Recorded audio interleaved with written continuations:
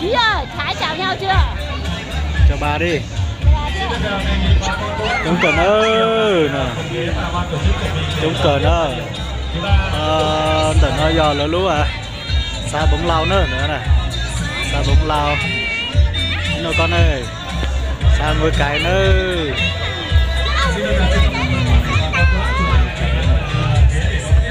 Đa sản nông sản này.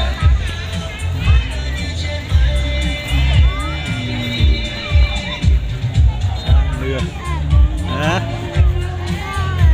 Cái gì? Nhớ bộ chưa? Nhớ bóng à? Nhớ bóng à? Lên đấy. Đây bộ thì bóng ở đây. Đây sáng hẳn nữa đây. Đi. Hả? Sáng hẳn nữa. Đây đoàn sáng lạ. Cái gì ạ?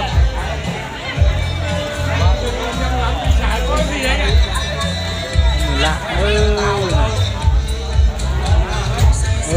đi theo bố nhé.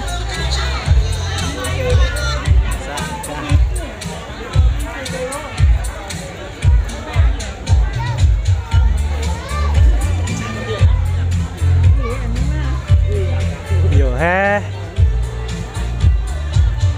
Xin chào tất cả anh em nhé. Đây là đặc sản của xã Hàng Cang nhá.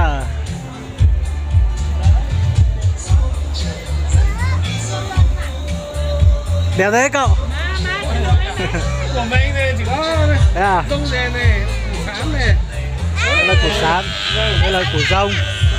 Đây là củ rông nhá, còn đây là củ sám nhá. Đây là của bí.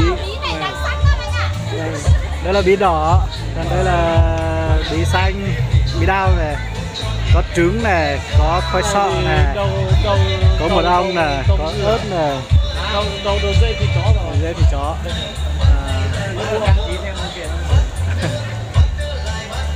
Xin chào anh em nhá. Đây là đầu dây thịt chó đây của mình Hàng Cang đây. Đây này, cái nhà đây này. Đúng rồi đấy.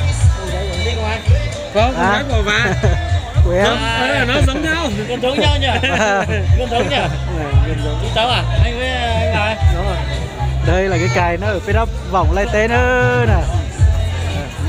Đó vòng lai tế, rắc canh, mông tê chỗ tả nữa. Con ơi, hay con ở ngoài đợi bố một tí. Rong tà tàn ơi. Mua chú gì cho tả, mua tư tài, mua cho Olia, mua canh mông. Đây là chi hội xã Hàng Cang nhá. Chào đám quý khách này. Đây khăn tiêu đây, đợi bố thế. Giống đột tàn ơi.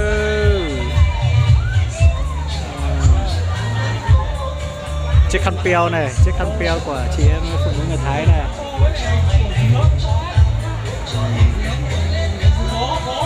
Có nhiều mông nữa này, có 5 người Mông này.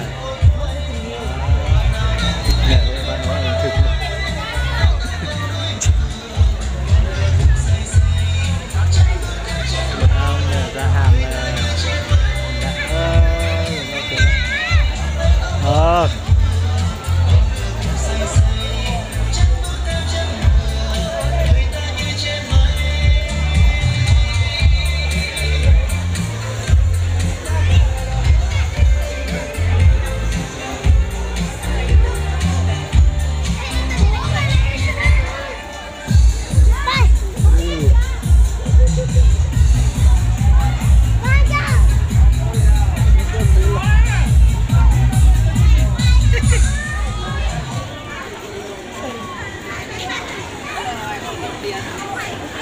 không chạy lung tung nhé.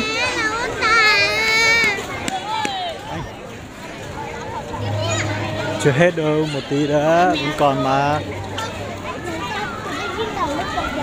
Hả? Tua cây thế gì sao?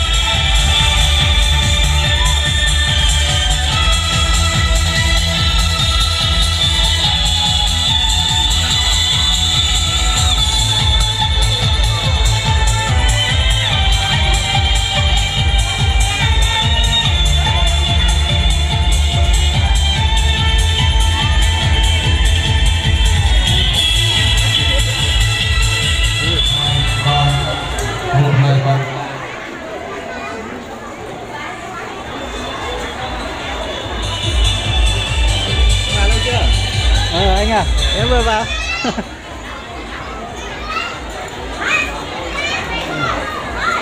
Cho nên là cũng phải xin ơi nè, không nó tôi dự kiến là nó lâu lâu sẽ đó. Tại lúc sẽ chia là vậy lúc chia thuộc chia này, nó tôi cái lâu sẽ là nó thôi. Chúng ta lên ơi.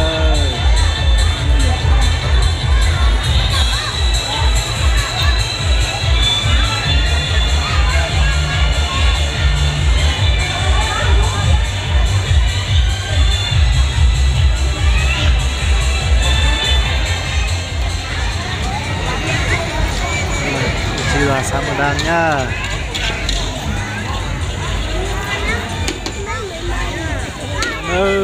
Mỗi giặc canh nha. Anh. Nhìn anh rau dê này, chứ giờ này. Chào năm anh em nhé. Chào anh nhá. Anh nhìn nào là chất rồi, ngon rồi. Cho nó giờ mỏ kia cho nè, mỏ kia chờ kè ha, chờ tôi lọ ha. Tí lầu phút chín tế cơ. Giờ canh mong nữa, nó canh mong nhớ tỏi. Rồi lúc sáng mừng đang cơ. À. Cái này thiết canh xong là rất là ngon lắm mà. Anh sợ vào viện lắm. Sợ chưa?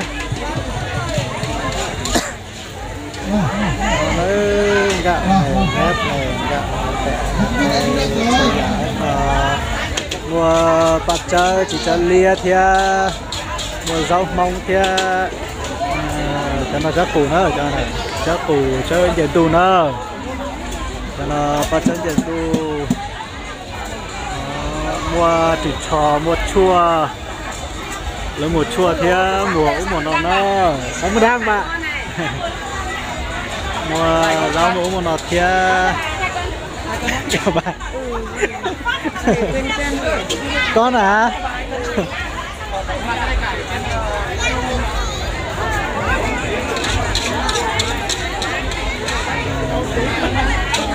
Ồ, 100 bây giờ.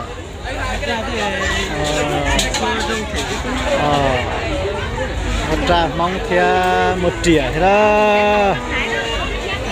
Còn 1 triệu nữa cho nè. Chơi giam nữa. Cho nó chỉ được cái chất ra đó.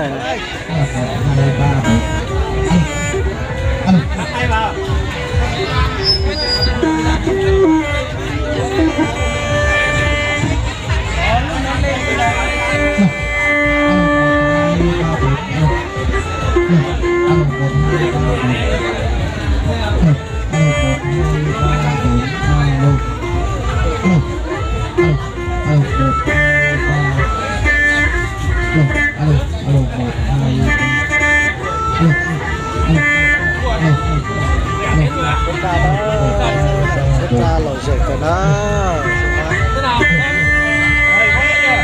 Nào, tâm. Sau này bán